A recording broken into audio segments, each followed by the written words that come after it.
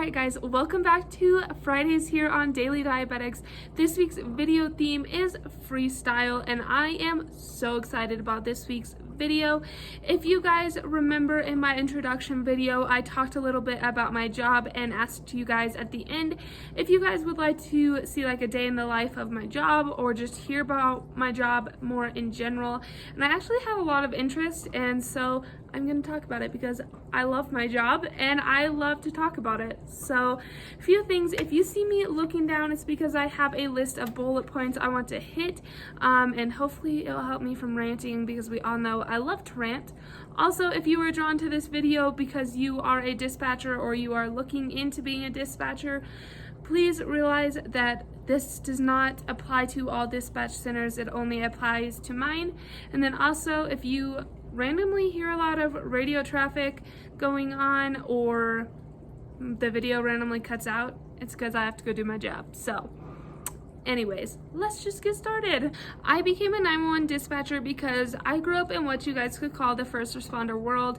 I grew up with my uncle as a police officer and my dad as a firefighter, and as I grew up, they went up in rank, and so my uncle is now a retired sheriff for the agency I'm actually working for now, and my father is the chief of the fire department where we live. So I grew up with a radio in every corner of our house, one upstairs, one downstairs, one in every single car. I grew up listening to it 24 hours a day, in the middle of the night. So I grew up hearing that voice out of the box. I grew up listening to dispatch, always kind of wondering what their life was like, what it was like to be a dispatcher, and I can now proudly say that I am now that voice that's coming out of the box. I also was asked by a West Metro firefighter if I ever thought about being a 911 dispatcher, because if you guys remember, before we took the break with this channel, I was a security guard and was in charge of our command program, which is basically like a dispatch for event staffing, and he thought that I would be a really good dispatcher, and I kind of blew it off. But then that same exact week, my mom asked me if I would be interested in applying for a 911 dispatcher position for the agency where we live. And at that point I was like, God is just telling me to go do it. This is a little bit of a personal subject. However, I was asking God to just give me a sign or send me something new, because I was not enjoying life when I was working as a security guard, and I just figured that that was God telling me, you need to go and apply and be a dispatcher. And so that's what I did, and I don't regret it one bit. I love it more than anything in the world. The next question I am going to cover is, what do you have to do to become a dispatcher? For me, what I did was I reached out to our agency here in Park County and asked them if I could just come and sit in and kind of see what being a dispatcher was all about. So I came and sat in for about 6 or 8 hours one day. I was plugged into the same console as a dispatcher that works here, and I fell in love. I honestly did. So then I applied, and they asked me to come in and take what they call the critical, which is basically a simulated test of what it's like to be a dispatcher. It tests different skills you need to have to be a dispatcher. So some different areas that it covers was, it would give you a scenario and you would have to decide whether you send fire, EMS, police, or utilities. It also tests how fast you type, your listening skills, different things like that. I can tell you it is nothing like being a dispatcher at all. So after I took that, we went over my scores and whether the things that I needed to work on were things I could work on within training, or something that I need to work on and then come back and apply again. And at that point, I then sat in and did another sit-along for the rest of the day, and I was offered an interview. So I interviewed, and they offered me the job on the spot, and I accepted it. Next thing is, what is it like going through training as a dispatcher? It is crazy. Let me tell you, it is just so overwhelming. I am not going to lie to you. I was told before training even started that I was going to cry, and I definitely cried several different times, not because I didn't like it, but it was just so overwhelming, and there were so many things to remember, and I was just so hard on myself and wanted to be perfect. And so my training personally was 18 weeks, and all of it was on the floor, which is unlike most dispatch centers. Most dispatch centers, you are in like a classroom setting for about a month, and then you go and you work on the floor. But my full 18 weeks was definitely on the floor, and it was an eye-opener. All right, so now just a little bit about my agency, or I guess my county. So I debated whether I was going to tell you guys what county I work for, but I'm just going to do it anyways. So I work for Park County. We are considered a PSAP, which stands for a Public Safety Answering Point. We cover a very large area. We are considered one of the largest counties within Colorado. We cover about 2,200 square miles, and we have just under 19,000 people that live here. We cover 11 different towns, I believe. It includes Pine Junction, Bailey, Grant, Jefferson, Como, Fairplay, Alma, Hartselle, Lake George, Guffey. I think I am missing one, but those are the ones that are coming to the top of my head. And then we dispatch for a lot of different agencies, and we work very closely with many different agencies. My agencies include Platte Canyon Fire, who also has their own ambulance company, and then Jefferson Como Fire, Northwest Fire, and Hartselle Fire, and all of them go with South Park Ambulance. That is their ambulance company. And then I have Lake George Fire and Southern Park County Fire, which is also known as Guffey Fire, and their ambulance companies include Uprad and Cripple Creek. And then I also dispatch out for Park County Sheriff's Office, Fairplay PD, and Alma PD. And within Park County Sheriff's Office, we also have an animal control that we dispatch out for, the Coroner's Office, Search and Rescue. And I believe that I am probably missing some things, but that is basically just a little brief description of my agency. Some of the jobs that I am required to do as a dispatcher is obviously I dispatch out for all of the agencies that I just mentioned. I also answer phone calls, which include 911 calls, as well as what we considered our admin phone calls, which is basically just non-emergent phone calls. We enter, clear, and edit warrants, which a lot of agencies don't do. They have their own clerks that do that. However, we are a very, very, very small agency, and we are required to do that. I know there are some other dispatch centers out there that do it, and high five to you guys, because that is definitely very complicated and very tedious. So I am right here with you. And then also we are all trained as emergency medical dispatchers, so we give life-saving instructions while our responders get there. Because we cover such a large area and the winters can be really bad, the response times could be very long, up to like 45 minutes, because some calls in the winter we do have to go and get a track vehicle. So basically it's a Suburban with tracks on it so it can make it through the snow. All right, some of you may be wondering, what does a normal work week look like for a dispatcher? Well, let me tell you. Dispatch centers have a very high turnover rate, so we have a really hard time keeping dispatchers. Also, there's just not a very high interest in being a dispatcher. I think it's because it's not something that's very much, I guess, advertised, you could say. So this is another reason why I'm super excited to make this video. But currently my work week is Saturdays through Tuesdays and some Wednesdays here and there. I am a night shift dispatcher currently. That will change come August. My Saturday shift is actually a day shift. It's from 10 a.m. to 8 p.m. That Beto sound was a 911 caller who just hung up on me, so I got to go and call them back. I'll be right back. All right, I am back. So basically, like I was saying, Saturdays I work a day shift from 10 a.m. to 8 p.m. On Sundays, Mondays, and Tuesdays, and any Wednesdays that I work the 6 p.m. to 6 a.m. shift. And for 10 hours of that shift, 8 hours of that shift, I am by myself answering phone calls that include 911 calls, as well as non-emergent calls, as well as talking to my units on the radio. But we do switch out our shifts every 4 months. But like I was saying, with not being able to keep dispatchers, we are required to come in on our days off, to come in early on our days that we work, to stay late, even though it's time for us to go home. It's kind of like being on call all the time, because we are an essential employee. We are a 24-hour center.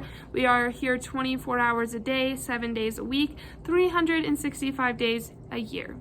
All right, next thing I'm going to go over is what is my favorite part about being a dispatcher. So like I was saying, I love my job. There's not just one thing that I love about my job. There's so many different things, so I'm going to go over a few of those things. The first thing I can think of is the people I work with just in my center. There's not one person here that I don't like working with. I love working with every single person here. I get along with everybody. Every other job I've had in the past, I've dreaded going to work knowing I had to work with somebody, but that is not what it is like here. And then the agencies that we work with, it's just like one big family. We work together as a team, because if we don't, it's not gonna work. And people's lives are in our hands, and so we have to work as a team. With all the agencies, especially the deputies, we work holidays together, we work birthdays together, we work days, we work nights, we work weekends together. On holidays, all the deputies come in here, and a lot of the dispatchers and firefighters and EMS companies, they all come in here, and we have a huge feast here, and we spend holidays together as a family. And I think that is really, really cool and really unique to have such a big family that you get to work with. I also really love knowing that I help people. I love knowing that I'm making a difference in my community, and I love knowing that I may have had an impact on making possibly the worst situation somebody could ever be in just a little bit better. I love knowing that I made a difference in somebody's life. Another thing is I love working with my dad. I get to work hand in hand with my dad. Like I said, he is the chief of the fire department for Platte Canyon Fire, where we live. And so I get to tell him where to go on the radio, and he calls me ma'am on the radio, which cracks me up every day. But I truly, truly love working with my dad. It is a lot of fun. And then probably my favorite part of the day, and it will continue to give me chills until the moment I lay my headset on the table and say that I'm done being a dispatcher, but I love the moment that my deputies call off duty, because that means that they made it to the end of their shift safely and that they get to go back home to their families. Right, what is the hardest part about being a dispatcher? There's a few that I can think of off the top of my head.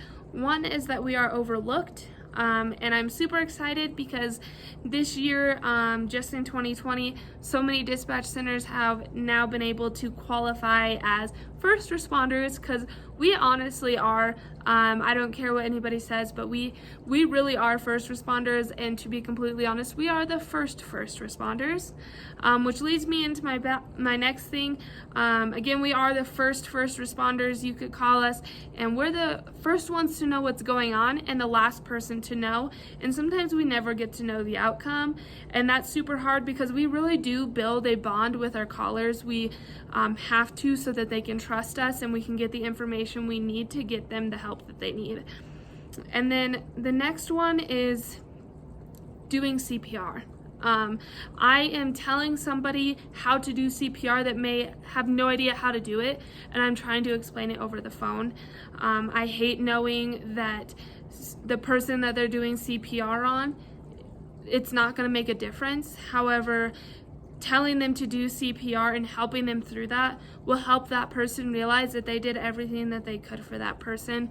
And I find that just really, really hard. We listen to the last breath of somebody. We hear a mom crying because their baby's not breathing anymore. It's those type of calls that get to us, and they stay with us forever. Now on to the 2 questions that were asked in the comments of my introduction video. The first one was, what are some common myths of a 911 dispatcher?